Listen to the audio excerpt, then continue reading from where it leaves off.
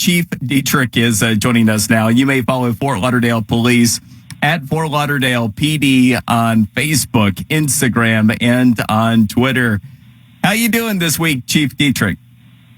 I'm doing great, Brian. How are you? Yeah, pretty well. All right, so yesterday we had Mayor Trantalis signed an executive action. Reading through it, it seemed like it mirrored the request by the state from last Friday.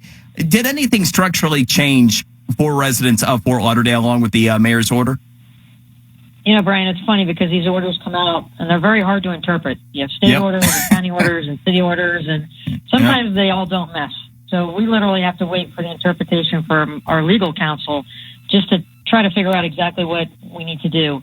But right now, our mayor's decided to place a 50% capacity restriction on restaurants, but on the outside, you know, they can have 100% capacity, but it still doesn't change the fact that they have to have social distancing. So they're requiring 6 feet between tables.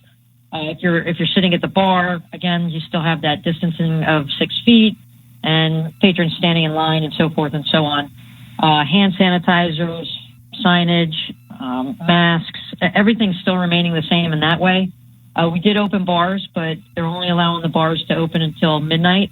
So at some point around 11:30, 11:40, they're going to have to do last call because they got to be closed by midnight. And then all the employees, they have to wear the masks all the time.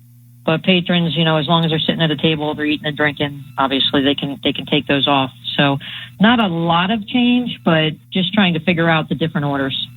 Okay, very good. I do have a couple related questions, but I'm actually going to save those for the mayor. We have Mayor Trantalis coming up at 11:50. I don't mean to press you on policy-specific questions. So in terms of mandates that you're having to enforce, are you enforcing along the lines of what you just described? The police department's not doing the enforcing. We're trying not to be the mask police, so to say. That's Very more good. of a code enforcement function. We'll work with them if they have any issues, but no, we're not doing it. Got it. Okay.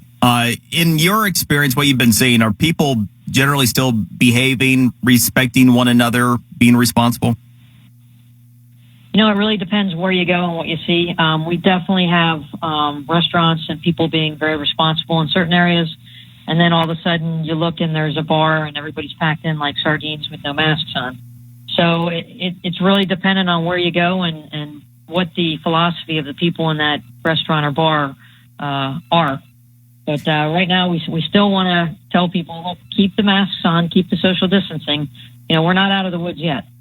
So is this a case based upon what you the anecdote you just identified, to where you might have one specific outlier that's kind of putting out the word, hey, you know, we're just going to do our own thing over here, and that's attracting those that are attracted to that particular outcome?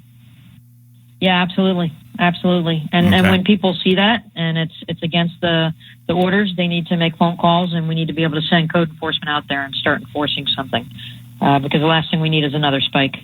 Yeah, no kidding. All right. Bias training. That's something that I've been asked about this week. I'm going to talk a little bit about it. I know the state offers up various different bias training and the like. Can you kind of give us an idea of the type of bias training that Fort Lauderdale PD engages in? Yeah, Fort Lauderdale, for years, we've received bias training annually. We're one of the few agencies that requires a minimum of 40 hours of training a calendar year. And in that 40 hours, we always have some sort of compliance class that deals with bias to include gender, sexual harassment, implicit, and so forth and so on. But I got to be honest with you, in the past, it seemed to be more of a check the box. Right now, in Fort Lauderdale, we're wanting more meaningful training. Right now, we're teaching, in fact, there's a class going on right now, procedural justice and communication class that's more relevant to attempt to change the culture inside of our department so that we can change the way we respond to the community. The class has been received extremely well. We're not just checking a box. People are enjoying the class. They're getting something out of it. And as command staff, we not only preach those 4 pillars of fairness, impartiality, transparency, and making sure everybody has a voice, but we model them. We teach them. And, you know, it's funny, I read a very enlightening quote the other day, and it said that if an egg is broken by the outside force, life ends.